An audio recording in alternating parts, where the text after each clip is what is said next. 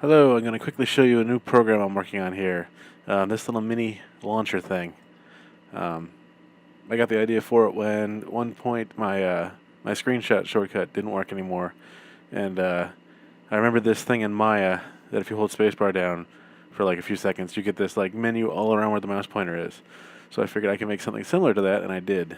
That's this thing here. So when you click the middle mouse button, it brings up this little panel of icons. And each of these is a little shortcut to either a program or a folder.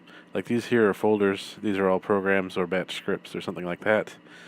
And you can set up your own wall of icons that lead to little shortcuts. Like this will go here. Actually, that didn't really work that well because it's on the other window here. So there we go. Yeah, I have two screens, so it was showing me on the other screen. But yeah, each of these lead to a specific folder. Then these lead to programs. That'll go to the command prompt. This is my looper program. So yeah, it's just like a quick, easy, accessible shortcut list that's right wherever the mouse pointer is. So you middle mouse button, middle mouse button click, and you get this little shortcut window. Close all these windows here. Now when you start, this button list prefs file is the file that stores all the buttons in it. And if I just make it look like there's nothing, there's not been one created, it'll say error. Okay, this is the error you get right when you first launch the program, and all it says is, please run the MiniLauncher Preferences app to generate a shortcut list file. So that's this second program here. This is the non-filled version of the preferences, or of the launcher. One thing I'm working on also is when you do have a list of buttons set up, you can specify the highlight to show on a specific button. So when you click it, it'll highlight that one specifically. Like, go back to this, reload them. Every time I middle mouse click, it goes right to where the screenshot app is. So every single time I middle click, left click, and I'm right there. But taking that off, once again, reload it, where I get the error message. This is how it is right when you launch the program for the first time, because it doesn't know what the buttons you set up are. So you go to this program. This is my preferences program. This lets you actually set up the list of shortcuts. So let's say I want these two. You drag and drop the file to the little window here, to the little list. And then every time you do that, it gives you a panel where you can choose the name, the path, the icon path, and the icon number. So let's just say looper files is fine. Dim sum will be this, but I'll change the icon to another icon here. Let's do like this one. So it changes the preview, save shortcut. Find a few more here. Get some programs in here. CCleaner goes in here. Change this to 1, save shortcut. And this is just building the list of shortcuts. Folder size, 1 here, save shortcut. MPCHC, save shortcut. Okay, so now I have a few shortcuts set up. Let me put some more in here. And Internet Explorer. HJ split. Save shortcut. When you hit save, it'll save the buttons list prefs file. Let me go back to that here. Right here. It saves button list prefs, and that'll change. That actually stores all the buttons in it. So reload it by middle mouse clicking, and then click this little refresh icon, and those are the icons we just added to it. So there's a folder. On the other folder, CCleaner, the folder size thing, media player, and that's the way it works. Then you just set up your own list of files. You can set how many icons go on a row. Save that here, reload it again. So it has 10. If you want to go to 12, you can do that as well.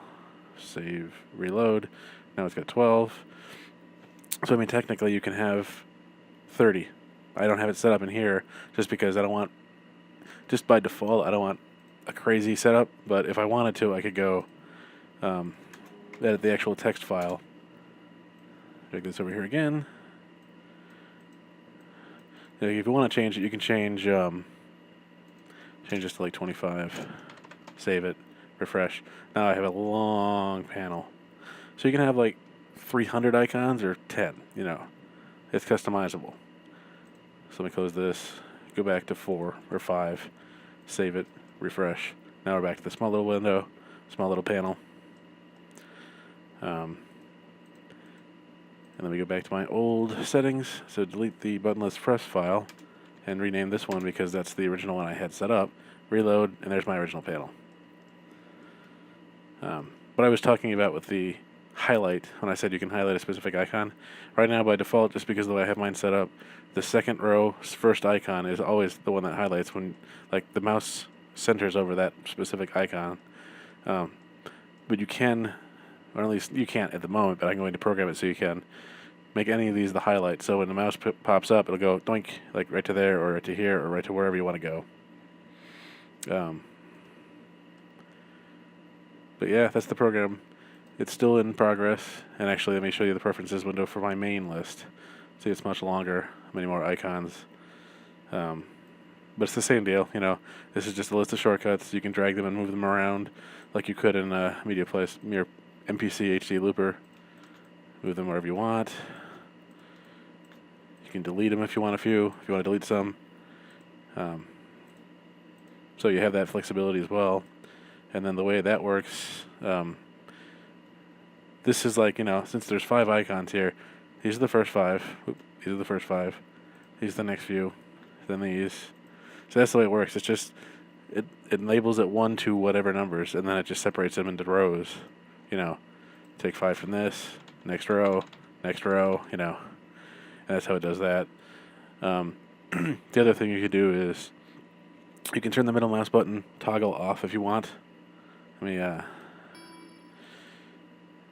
turn this off, save it again, and reload it. Now when I click the middle mouse button, it does nothing. You know, it does not toggle it, it does not initialize it, it does nothing. So it does not detect the middle mouse thing. And you can do that if you absolutely need the middle mouse button. And if you do that, you can also do this. You can hold down a key on the keyboard.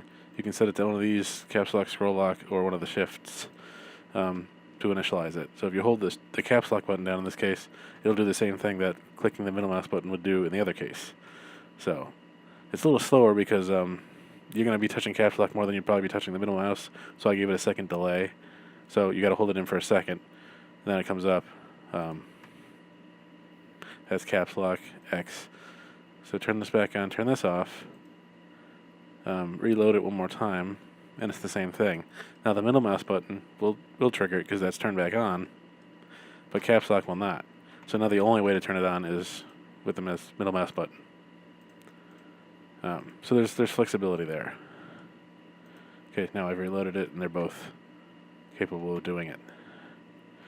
So that's the MiniLauncher program. I'm still testing it out, running it through its paces and all that, but that's what it will be when it's good to go. And it's just a little tiny window, little tiny panel with a bunch of shortcut icons that link to folders, files, programs, utilities, whatever. Batch scripts, anything really.